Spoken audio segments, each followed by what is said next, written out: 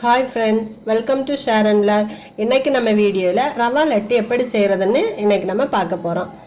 இது ரொம்ப ஈஸியான ஒரு ரெசிபி கூட. யார் பிகினர்ஸ் கூட இதை செஞ்சுக்கிடலாம். நம்ம வீட்டில் இருக்கிற பொருளை வச்சே செய்யக்கூடிய 5 நிமிஷத்தில் நம்ம செய்யக்கூடிய ஒரு நல்ல ஒரு ஸ்நாக்ஸு ஸ்வீட்டு. இப்போ நம்ம ரவா லட்டு செய்யறதுக்கு முதல்ல 2 டேபிள் ஸ்பூன் நெய்,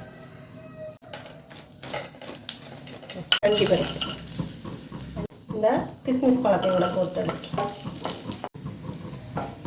இது நல்லா பொரிஞ்சு வந்துட்டு இதை தனியாக எடுத்து ஒரு பாத்திரத்தில் வச்சுருவோம்.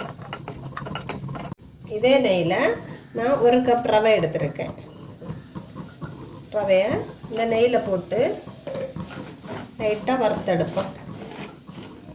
ஃப்ளேமை சிம்லே வச்சு வறுத்தெடுங்க, இல்லைன்னா அது கருகி போயிடும். இப்போ பாருங்கள், லைட்டாக மணம் வந்துட்டு இந்த ஸ்டேஜில் நம்ம ஸ்டவ்வை ஆஃப் பண்ணோம். இந்த ரவையை நம்ம ஒரு தட்டில் மாற்றிக்கிடும். இனி 1 கப் ரவைக்கு 3/4 கப்பு சுகர் எடுத்துருக்கேன் நான். அது கரெக்டாக இருக்கும். 3 ஏலக்காய்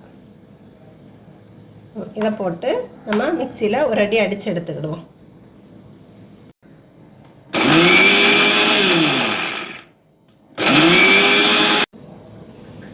இந்த மாதிரி நைஸாக அரைச்சி எடுத்துக்கோங்க. நைஸாக பொடி ஆகணும். இந்த மாதிரி எடுத்துக்கோங்க. நம்ம வறுத்து வச்சிருக்க அந்த ரவையை கூட நம்ம பொடி பண்ணி எடுத்தோம் இல்லையா, சுகரும் ஏலக்காயும், அதை இது கூட தட்டுவோம். கிஸ்மிஸ் பழமும் முந்திரி பருப்போம் நல்லா நம்ம மிக்ஸ் பண்ணும்.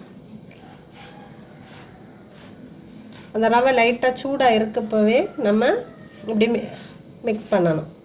அப்போ தான் நல்லா ஆறுனதுக்கப்புறமா நம்ம உருண்டை பிடிச்சா உருண்டை வராது. அதனால் கொஞ்சம் சூடாக இருக்கப்பவே நம்ம மிக்ஸ் பண்ணணும். கொஞ்சம் கொஞ்சமாட்டு நம்ம காய்ச்சி வச்சிருக்க பாலை கொஞ்சம் கொஞ்சமாக ஊற்றி பிசையணும். இந்த மாதிரி உருண்டை பிடிக்கிற அளவுக்கு நம்ம பாலை தெளித்து விடணும். நம்ம இப்போ ஒவ்வொரு உருண்டையாக பிடிச்சி எடுத்துக்கிடுவோம். ஒரு உருண்டையாக பிடிச்சி நமக்கு எந்த சைஸ் வேணுமோ அந்த அளவுக்கு பெருசாகவோ சின்னதாகவோ உருண்டை பிடிச்சி எடுத்துக்கிடுவோம். பாருங்கள், இது மாதிரி எல்லாத்தையும் நான் உருட்டி எடுத்துக்கிட்டேன்.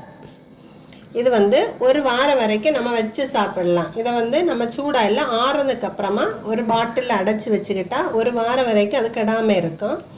இதை நீங்கள் வீட்டில் ட்ரை பண்ணி பாருங்கள். சின்ன பிள்ளைங்க ரொம்ப விரும்பி சாப்பிடுவாங்க. நம்ம செஞ்சு வச்சதுமே அது காணாமல் போயிடும்.